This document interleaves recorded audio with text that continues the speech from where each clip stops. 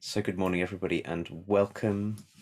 This is Lizzie and Justin, and we are here again on a Sunday morning at around 9 o'clock in the morning UK time for another week of our Thirdspace Turning Towards Life conversation podcast project. And I want to say, Lizzie, welcome to you and welcome to me, and also welcome to all of you who are here with us. It's such a thing that we have a community of people listening and being part of this conversation. So you are so welcome to be here, whether you're with us live this day after Christmas Day morning, or listening on a podcast, or on Instagram, or on Spotify, or on YouTube, or on our lovely Turning Towards Life website. You're also welcome to be here.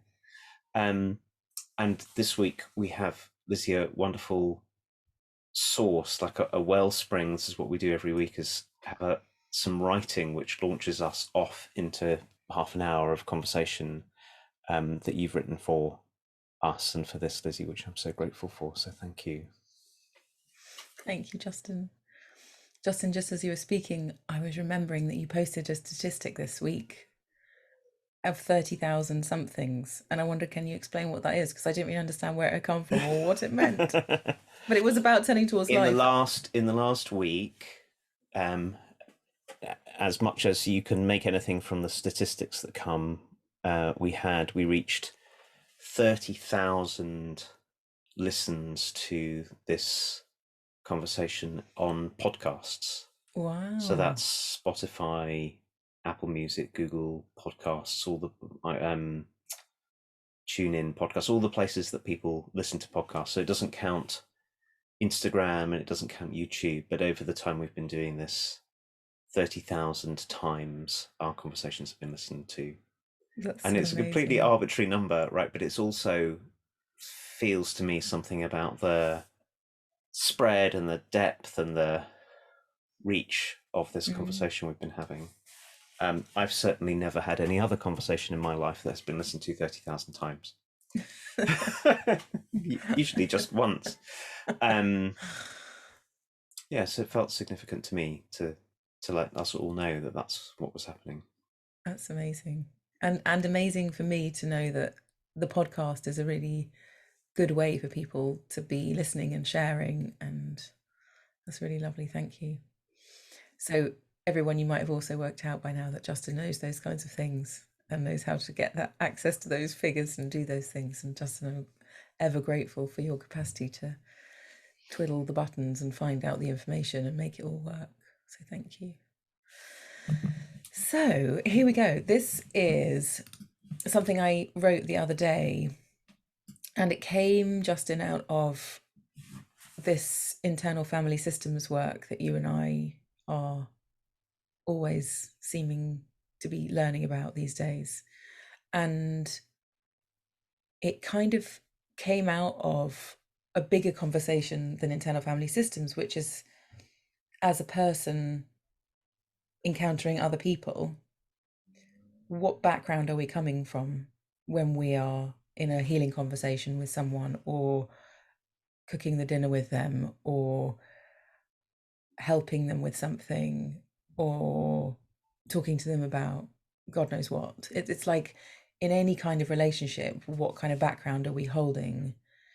And when I say background, I mean, what kind of definition of a human being am I implicitly holding as I'm with you, as I'm speaking to you? And I just want to say something about it. And so I had a go, I wrote something down. And of course, so many times writing something down, the words don't quite meet the feeling or the experience. But I thought, just as you said, Justin, we could have a piece of writing that sends us in a certain particular direction at the beginning and see where we go. So here we go. So your implicit equals my possibility. You see me as whole. You trust me. You treat me as capable. You encourage me. You feel me to be complete. You allow me. Each day you welcome me as new. You accept me. No fixing, no changing. Something way deeper. Something far wider. What's implied in your words, your actions, your feelings towards me That's what's most powerful, what's implied. That's what shapes me most profoundly. That you trust me makes me trustworthy. That you love me makes me lovable. That you honor me makes me honorable. That you have faith in me makes me faithful. We're connected, not separate. My depth and all that comes from my background shapes what's possible for you. Your depth and all that comes from your background shapes what's possible for me.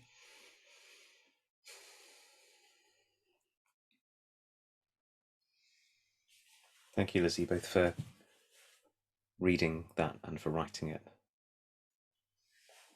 So I'm going to read too. Your implicit equals my possibility. You see me as whole. You trust me. You treat me as capable. You encourage me. You feel me to be complete. You allow me. Each day you welcome me as new. You accept me. No fixing, no changing. Something way deeper. Something far wider.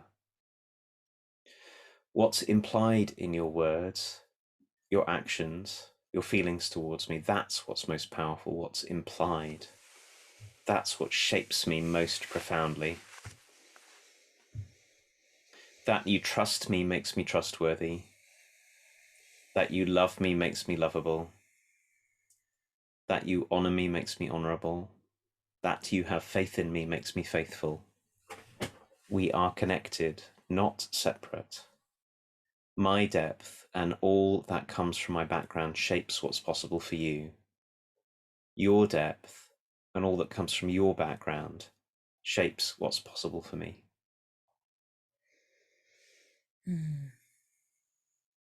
Thank you, Justin.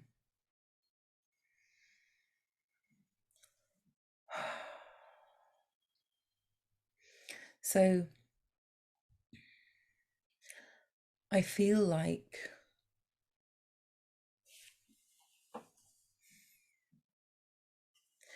somehow, Justin, all of our inner work, all of the ways that we're in our development, as that arises for us, as we practice, as we reflect, as we learn, as we become aware of things, these things have been brought to the light, and then it's like they get thrown into the background, and those things that we've learned become where we come from. And so in this process, what I can see is that I guess that the background from which I come, so the way I'm defining things as I'm interacting with them, is a constant process of refining going on. So who I take you to be just as a being, I'm learning all the time about what beings are, what the nature of them is, what the nature of me is. And as I deepen and as I learn, my implicit, my background, my where I'm coming from shifts and changes all the time. I've been noticing that whatever place that implicit is in any given moment has a huge impact on who people can be in relationship with me and or outside of relationship with me. It's not only between me and you, it's between me and the world, me and everyone. So who I take a being to be applies to every being. And particularly here, I'm talking about human being, but I'm sure it works with other beings too.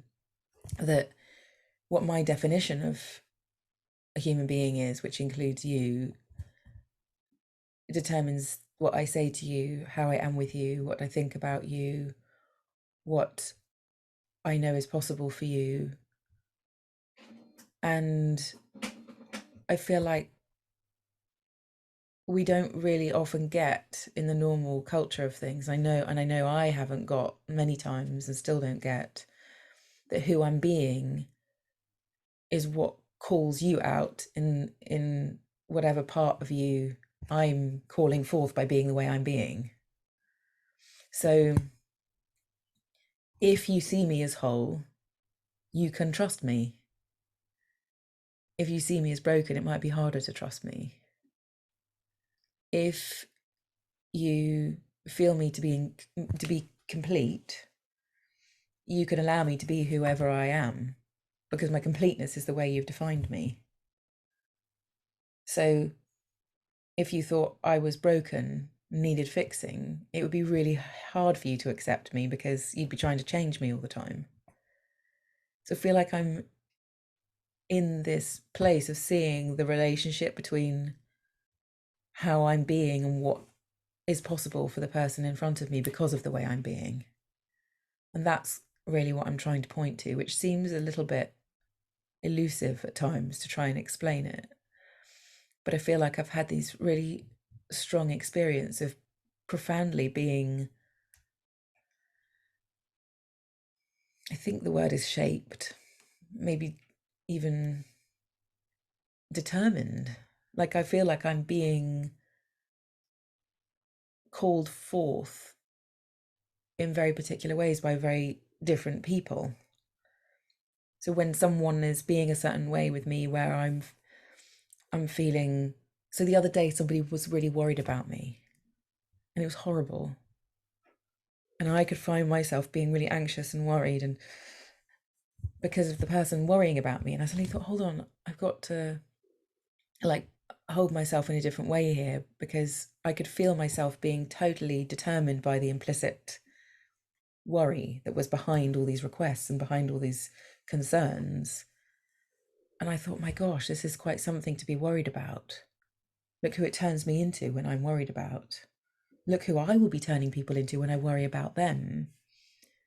And in the same kind of few hours, I had also been really, really, really trusted to do something that felt really scary and risky. But the person was like, yeah, you're fine, you can do it. And I thought, and I galvanized myself into this kind of hopeful, positive way where I could do something that felt really challenging. And I felt like because I was trusted, I could do it. So it was this kind of magnifying experience that had me write this, that which also came from the internal family systems work that we're doing. And it just feels really, really, really powerful and really important to know that this is what's going on. Because if I don't know this is what's happening, I'm determining so much about me and other people without realizing the impact that I'm having. It was wonderful hearing you talk about this, Lizzie, and I'm so appreciating your writing, that you, in your writing and in your speaking, you're making this generous effort to put into language something that's quite hard to put into language. Mm-hmm. And one of the reasons I think it's quite hard to put into language is that it's counterintuitive for many of us. And why is it counterintuitive for many of us? Because it goes in the opposite direction to the common sense understanding in our culture that we have of what people are. Yeah. So that's why this really matters. The thing that came most strongly for me as you were talking and as you were giving examples of your own experience in recent days is to say um, that it shows me again how we're not separate from one another, which is what I think you say three-quarters of the way through, that we're connected and not separate. But you can, it's quite easy in our ordinary way of thinking about it, if someone says we're connected, to think that what that means is, well, of course we're connected, like I'm over here and you're over there and we're connected to one another. But I can hear that what you're inviting us into is to see that the kind of non-separateness that we are from one another is that we're shaping one another all the time, and that we're shaping one another. So one part I think of what lots of us learn or get taught is that we're essentially separate from one another. But the second thing that we get taught is that everything that happens between us happens in what's explicit. So I say something to you, and what I say is the only kind of relationship we're in with one another. And what I can hear you saying and giving such powerful examples about is that way before language, we're not separate from one another, and that there's a whole world of there's a you called it a way of being, and I think that's I find that really helpful language. Or another way of it is there's a whole world that we each are, and that when we're with one another, our worlds are profoundly affecting one another. So to be with, could feel myself feeling in the beginning of your writing, all the times that I'm with people who I know are prepared to see me as whole and to trust me, what that makes possible in me before they've even spoken. And of course, in all likelihood, what you'll say to me because you see me as whole and you trust me will be coherent with one who sees me as whole and trust me, but that's not where it begins. It begins because we're not separate things relating to one another, but, and now language fails. Well, what are we if we're not that? We're whole worlds. And what you said and what your writing opens up for me is this huge possibility, and also this very big responsibility we have towards one another, which is to start to see that the way that we orient to others is profoundly shaping of the possibilities for the others that we're with. And maybe because most of us have grown up in a culture which has got really good at manipulating things and controlling things and predicting things. That's what's allowed us to make technology and so many of the sort of material things that help us have really helped us in so many ways in our lives, but they're all about having control, ways that we get control over the world. Maybe it's not surprising that it's hard for us to see one another as whole and capable and complete, because that, in order for me to orient to you that way, to carry that orientation, I have to be willing to not try to make you any particular way, but essentially is to bring my commitment to trustworthiness and love and honor and faith and depth your way, and then be prepared to trust what it is that happens between us. And that's so different from you're a thing like a broken car or a piece of computer software that needs upgrading or something like that. Such a different place to stand, and it's really at odds with the way that we see most of existence, I think. Mm. Yeah, I so appreciate that, Justin. And what's arising for me is this knowing that there's a way I can be with people where I have an agenda, and there's a way I know I can be with people and I don't have one. And what happens in the two different realms of agendaness and non-agendaness is really different. So, you were saying that we might want to fix people. I know I have felt on the end of being fixed in my life, and I really hate it. Like, I don't enjoy being a project for someone to do something with. And I'm reminded, I did a program once, a supervision program, supervision being when we receive support for the support work we're doing. That was the context of it. And I studied some things with some psychotherapists and counselors. And that work is really different to the work that you and I do, Justin. And I think this is one of the ways it's different. And I've never studied those things, so I don't know. But what I do know is being held by someone who feels like there's something that they've got to find and they're going to get there. Like that we've got to go back to somewhere to find the issue, and then we're going to unravel it and then come back again. Like it feels really sensible. I'm sure in a lot of contexts it is. But having done this work around, that's centered around wholeness and to be in these conversations that are around like what's emergent, what's here, who are we in our wholeness and our essence. To have me be in the seat of, we're going to find the problem, we're going to solve it, and then your life is going to be better. For me, having been on the end of that, it was really, really, it created a big aversion in me. Like, I need to run as fast as I can. And so I've experienced the power of the implicit being, you're a problem to fix, and felt really like horrified by it. Like, I never want to be doing that to people. I mean, I was grateful for the experience too, because I was like, oh gosh, this is what it feels like if I try and fix someone. Let me never do this. Let me make some kind of vow in myself that I'm not going to sit here and go, right, what's the problem and let's fix it, and treating you like a problem. So I'm really grateful to have been treated like a problem. And by the way, of course, there was lots of good intention there, and it's not like there was bad people being horrible to me, but it did create a big stand in me that I didn't want to be a problem solver when it came to human beings.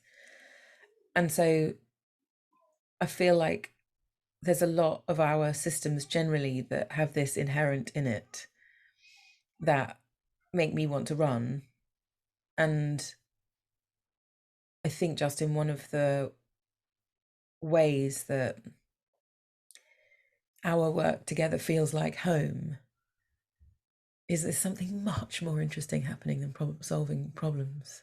It's like infinitely more compelling to wander into conversation with someone and find, intentionally look for goodness, intentionally look for the light, and not be averse to anything that we find anywhere, but for us not to have an agenda around it, for us not to have a particular place that we think we have to get you to, or I have to get to, or something. And so what happens, I think, which is what you're pointing to, is this kind of deepening of trust of each other, of what's here, becomes more and more and more possible the more we do it. And then, as you said, we can be people around whom others aren't looking to wriggle into the shape we've created for them to be, which is like a particular something that's out of our making. You know, I'm thinking of our children. You know, as a parent, you know, if I make a particular kind of cutout that my child has to be, how differently will I experience them? Rather than holding my hands and my body open and gazing and wondering what on earth is going on here with this human being and me, and what even is this? So being wide open to someone's being and their nature and what they long for and who they might be to the world, rather than, right, we're going to bring you up, you're going to be well behaved, and you're going to become a dentist or something. You know, it's like I can feel in my life anyway a big undoing that's had to happen for me to be the person who can hold my hands up and wonder. And of course, when I get afraid, I go, oh no, okay, let's just all be like this or something.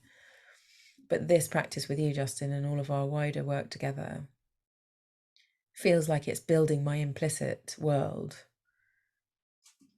in such a brilliant way. And I'm so grateful for it, because it turns me out of trying to make you who I think you should be into who are you and what is going on here. And of course, in that is an inherent kind of uncertainty, because I don't know the answer to any of those questions. and and that's the nature of it. But what it feels like it affords us all then is a kind of freedom to become what we're becoming naturally, without being kind of shoehorned in some actually quite useless way. Like, just because I want you to be something doesn't mean that that's going to happen. And so I'm just feeling profoundly grateful for my implicit being continually reshaped all the time by learning and opening and wondering and allowing myself to not know and to not have anything fixed at all. I'm really I'm really struck that very often our the urge we feel to fix one another, whether it's our clients, if we're coaches or therapists, or in some kind of work where we bring ourselves in support of the unfolding of other people, or whether it's parents, or whether it's work colleagues, or people on our teams, if you have people who you manage, or whether it's your children, or that so often our impetus to fix comes from fear. Mm. Because what we're essentially doing is the assumption, because I can feel it in myself. I can speak about this because it arises in myself very quickly. Well, if I wasn't trying to get you straightened out, Lizzie, what would I be doing? I'd be being irresponsible. I wouldn't be doing anything. I'd just be watching whilst you walk off the edge of the cliff or something. And I wonder if I wanted to speak into that, because to the parts of me that feel like if I wasn't trying to sort of think about this as being a parent, the fearful parts of me, that if I don't steer you and I don't make you that way, I'll be being irresponsible and I'll be doing nothing, is to say, well, the alternative is a kind of deep care. That when we deeply care about somebody, and we also we're willing to trust them, and we're willing to treat them as capable and complete, then all kinds of things become possible. So one thing that becomes possible is that we can speak words of encouragement to one another. I can say to you, Lizzie, I can see that if you walk that way, I think you might fall. And I wonder if you can see that too. What's that like for you? And is that what you want? Is that what you intend? I can start to be in that kind of conversation with you.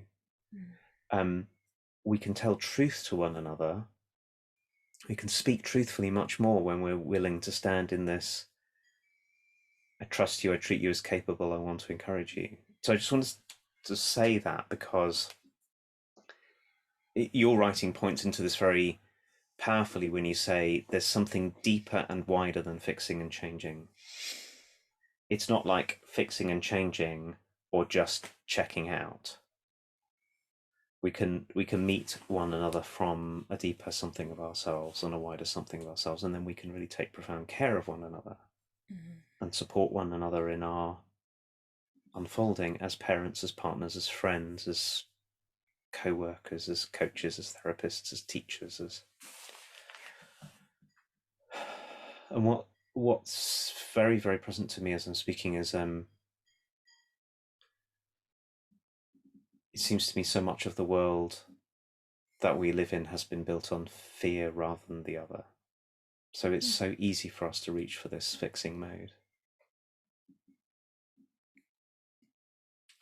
And so I'm going to draw on what you said, and I want to pose this: what if instead of fixing, we trusted, we loved, we honored, we cultivated faith in one another, and we saw that our own depth and everything that we're carrying with us shapes what's possible for one another, not our reaching into one another with screwdrivers and spanners and wrenches. And that, I think, is the invitation that you're making. When I receive that from you, Justin, I think about the quality of relationship backwards and forwards that gets to emerge by being that, and how undiminished I feel when you say those words. And there's some diminishing that happens when you try and fixing me that I really don't enjoy. So I feel like there's a way that we make each other different sizes by the way we interact with one another. And I don't think it's enjoyable for humans to feel small, because it's just not our nature. And so in terms of order of things, a problem is so small by comparison to a mystery. And so if you treat me like a mystery, I feel like you're respecting the magnitude of me. Whereas if you treat me like a problem, it's like I know you're missing so much of me. I just know that. And so I'm feeling really committed to not treating people like problems in this moment, because I'm feeling really attuned to what it feels like to be treated like one. It's just not okay. And I just want to express my gratitude again that we can be in these conversations, Justin, and find language as best we can for things that feel hard to find language for. So thank you for being here, and thank you everyone for participating. And the more and more I speak to people who listen, it's like we really are in relationship. You know, I spoke to someone this week who has been listening to us since the beginning, Justin, and it was so sweet to actually finally talk, because so much is in the implicit now of our relationship, because you and I are here, Justin, being ourselves, and we can't see or hear the people in relationship with us who are watching or listening. But when we do come into contact, what's happened is in the relationship, it's in the field between us. So we have to play a little bit of catch up, but the people listening and watching have been in catch up mode with us for a long time now. I want to really appreciate that. Thank you for knowing us and receiving us, if you're listening and watching. And we will be back next week with another source. And thank you, Justin, for being in this together with me today. Thanks, Lizzie. Thanks, Bye, everyone. everyone.